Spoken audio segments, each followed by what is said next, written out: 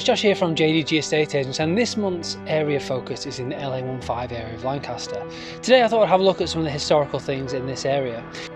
It's an unusual postcode as it extends from over in the north at Scale Hall through to the sort of central and Marsh area of Lancaster over to South Scotforth and Aldcliffe. Now I thought I'd look at first of all, as you might recognise, Lancaster train station, which you can see just behind me.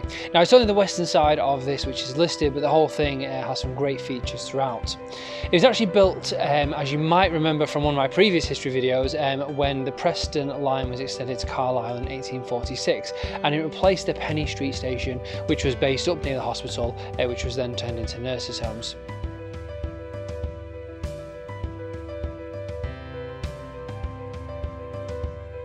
The LA1 area is full of lots of different houses, all which have listed status. We can't get videos of most of these because we don't want to go onto people's land.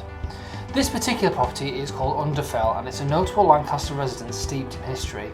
Built in 1880, it was the home of Joseph Story, the youngest son of Sir Thomas Story, former High Sheriff of Lancashire and the founder of the Story Institute, until 1905, and it's rarely changed hands.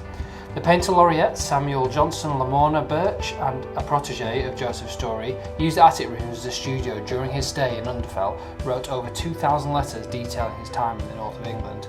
It became a home where artists, writers and notable friends gathered. Today it is a beautiful family home full of exquisite period features. Next on the list of places to go is the Westfield War Memorial Village. There's some great listed pieces in this development. Now in 1918, Thomas Mawson gathered support from Memorial Village after World War I. This developed over time, and 16 acres of land was gifted by Herbert Story. Eventually, after a lot of consultation and development, it was opened in 1924 by General Haig. There's lots of people now living on here in a variety of different and interesting houses.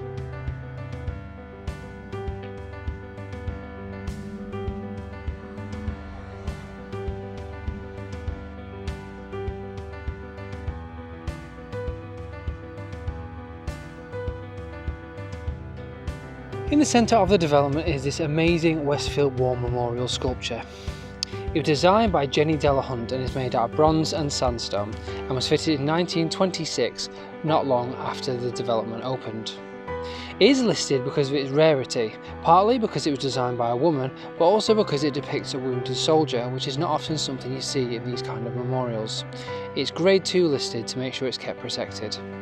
It marks the centre point with lots of streets leading off of this main feature.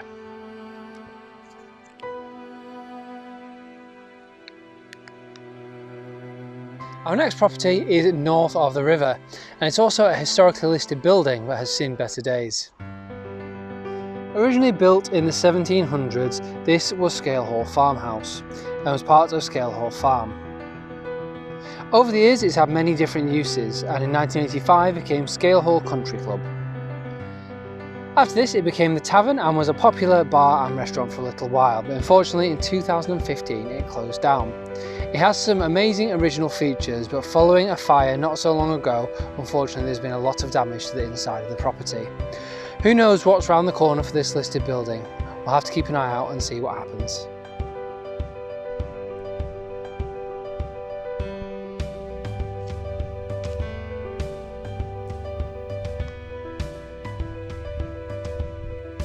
The final listed building on our tour of the LA1 area is this lodge just here. Now this was the East Lodge to Aldcliffe Hall. The hall was built by Edward Dawson, and the estate over the years was sold. Eventually the hall was used to home displaced foreign workers from around the local area.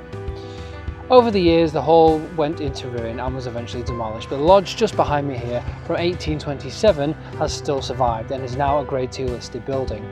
It was built in an Elizabethan style and still occupies this area just next to the Lancaster Canal in the beautiful surroundings. The old land on which the hall was originally built has now been redeveloped, but this still remains a home just off of the main road. There's quite a few unusual things in the LA1 area. We've had some that are in rack and ruin and others which are still in good condition. It's an unusual postcode area and spans lots of different areas of Lancaster, missing out some of the major listed buildings in the area, but still has its own little gems in there. If you know of any that I haven't covered today, do let us know. Join us next month for our next postcode focus. Bye.